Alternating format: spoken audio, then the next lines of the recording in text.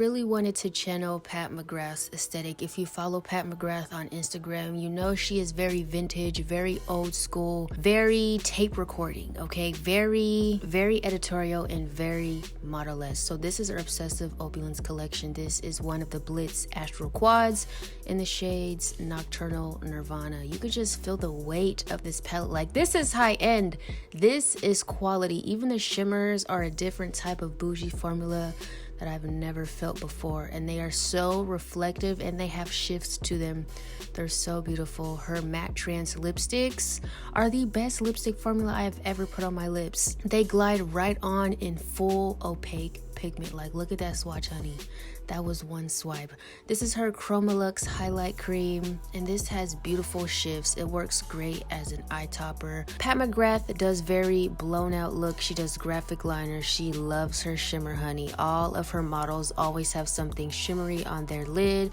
So I didn't want to do the glam that I usually do. I wanted to channel her blown out shimmery eye looks. She also goes very editorial and very creative with her looks, which I have recreated one of them way back last summer, if you guys remember my blue Swarovski eye that she created on the model Venetria for her foundation launch. But this time I just wanted to tone it down since I was doing a sponsorship. When you do sponsorships, you want to make the look realistic for the everyday makeup wearer since you are promoting a product. So I thought Miss Jagged's palette would be a perfect pairing with Pat McGrath's quads. So I'm taking Big Wig first, Pinker and Supreme, and I'm working that all into my creation. Jackie's palette complemented Pat McGrath's quads so well that I even use it in the next look.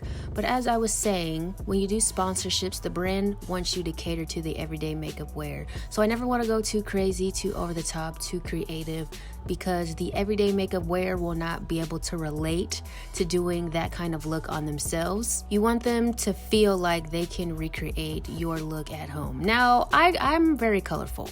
No, I'm a colorful queen, honey. So not everyone is comfortable with color.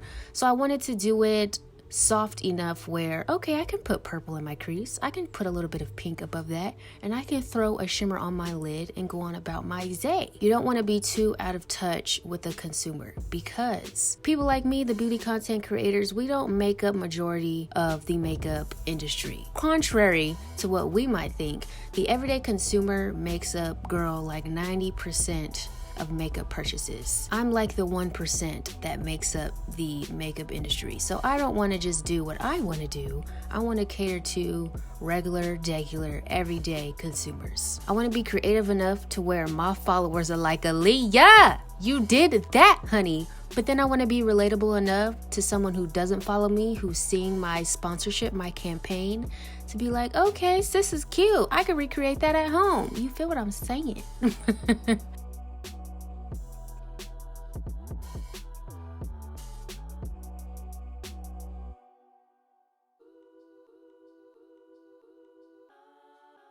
So now, as you saw, I just put a little bit of that purple shimmer on my lid, and now I'm taking that Chromolux highlight cream and I am dabbing that all over my lid. This is so beautiful. This really set the look off. And look at my nails. They are thriving. I need to grow them babies back out. Anyways, I'm just putting that all over, making sure everything is blended, everything is blent. All the edges are seamless and blown out.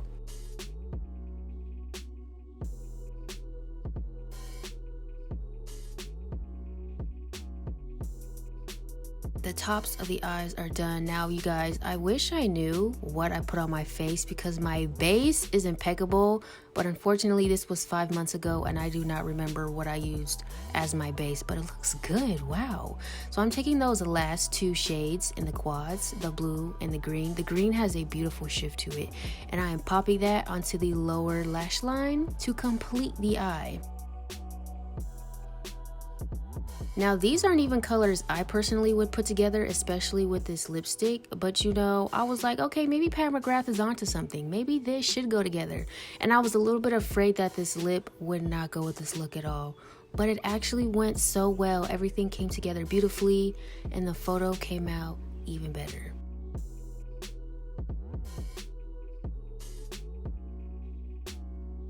I pop on some lashes, and this completes my first look that I created for the Obsessive Opulence collection campaign, honey. Let's move on to look number 2.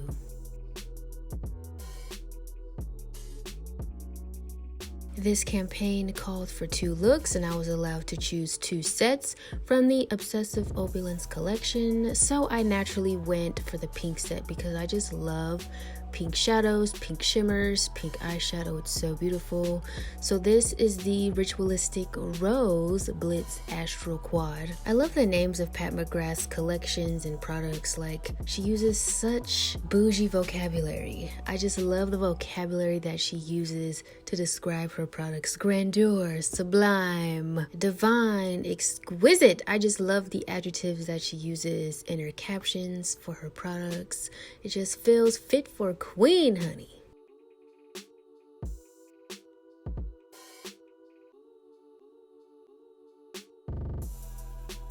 So we are back for another day to tackle this sponsorship. Boom! First eye is done. Let's get a little closer and of course start off with the brow bone. I'm taking that golden shade per usual because I love a brow bone highlight, and I'm just patting that onto my brow bones so she can gleam, honey. Again, we're using Ms. Jagged's palette. First, I'm taking Supreme, and I'm putting that all into the crease and slowly blending her out. Again, nothing too over the top, nothing too creative with this look. I'm channeling what the last look did, which was just a blown out crease, shimmer on the lid, except for this eye, I am not doing a pop of color on the lower lash line.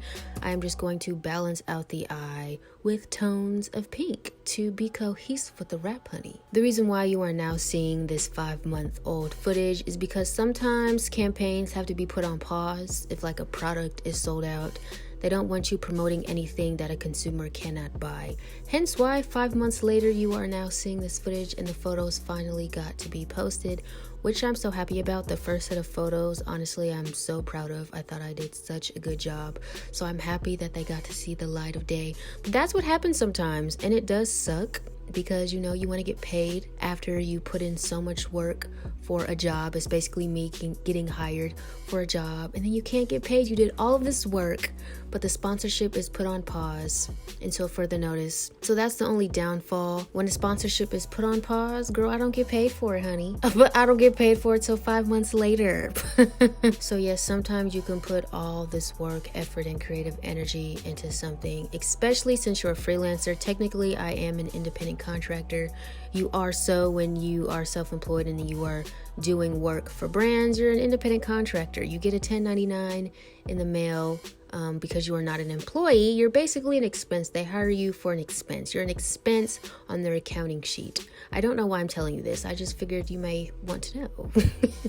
So because I am an expense and then the expense got put on pause, they're not going to pay the expense when the work hasn't been posted yet. So yes, you don't even get paid. But now that this campaign has seen the light of day, baby, where's the check?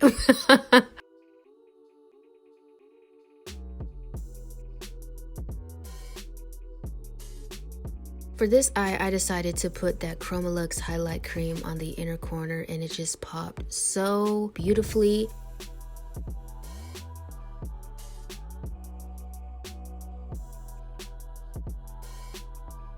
I'm also taking this brown shimmer shade and lining my lash line. Honestly, I don't even remember why I did this because it didn't even show up that well.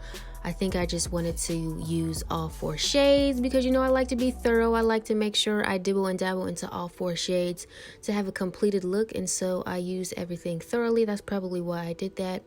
But that completes the top of the eye. The lower lash line will just be me balancing out the eye. So I'm again taking Pinker and Supreme. I'm blending those two together, patting that onto the lower lash line, connecting it to the top, and completing the eye. This one is more realistic for the consumer. I think people are comfortable with pink. I think pink is more of that neutral color shade, you know, like I think pink is very wearable for an everyday person. I love pink. I think pink is so beautiful.